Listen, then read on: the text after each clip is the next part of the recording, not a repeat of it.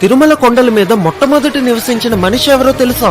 1000 ఏళ్ల క్రితమే స్వామివారికి అభిషేకం చేయడం కోసం 8 కిలోమీటర్ల పాటు నడుచుకుంటూ వెళ్లి పాప వినాశనం నుంచి నీళ్లను తెచ్చేవాడు తిరుమల నంబి. అలా ఒక రోజు నీళ్లను తెస్తున్నప్పుడు ఒక వేటగాడు వచ్చి బాగా దాహం వేస్తుంది, నీళ్లను ఇవ్వమని అడుగుతాడు. కానీ ఇవి స్వామివారి అభిషేకంకి తీసుకువెళ్తున్నాను అని ఇవ్వకుండా వెళ్లిపోతాడు. దాంతో ఆ వేటగాడు తన వెనకే వెళ్తూ బాణంతో ఆ కుండకి కన్నం పెట్టి దాని నుంచి వచ్చిన నీళ్లని తాగుతాడు. అయితే గుడి దగ్గరికి వచ్చినప్పటికీ నీళ్లు లేవని చూసుకుని నంబి చాలా బాధపడుతూ ఉంటాడు. దాంతో ఆ వేటగాడు పక్కనే ఉన్న ఒక కొండ మీదకి తన బాణాన్ని వేసి ఒక జలపాతాన్ని తెప్పిస్తాడు. ఇంకా ఇప్పటి నుంచి స్వామివారి అభిషేకానికి కావలసిన నీళ్లని ఇక్కడి నుంచే తీసుకురా అని చెప్పి మాయమైపోతాడు. ఆ జలపాతమే ఇప్పటికీ ఉన్న ఆకాశగంగ. అయితే వేటగాడు రూపంలో వచ్చింది స్వయంగా వెంకటేశ్వర స్వామి. ఇంకా ఆ నీళ్లు తీసుకువచ్చిన తిరుమల నంబి ఆ గుడి పక్కన ఒక చిన్న ఇల్లుని కట్టుకొని మొట్టమొదటి తిరుమల నివాసి అయ్యాడు. మీకు తిరుమల దర్శనం ఎన్ని గంటలు పట్టిందో కామెంట్ చేసి అందరూ చెప్పండి. గోవిందా గోవిందా.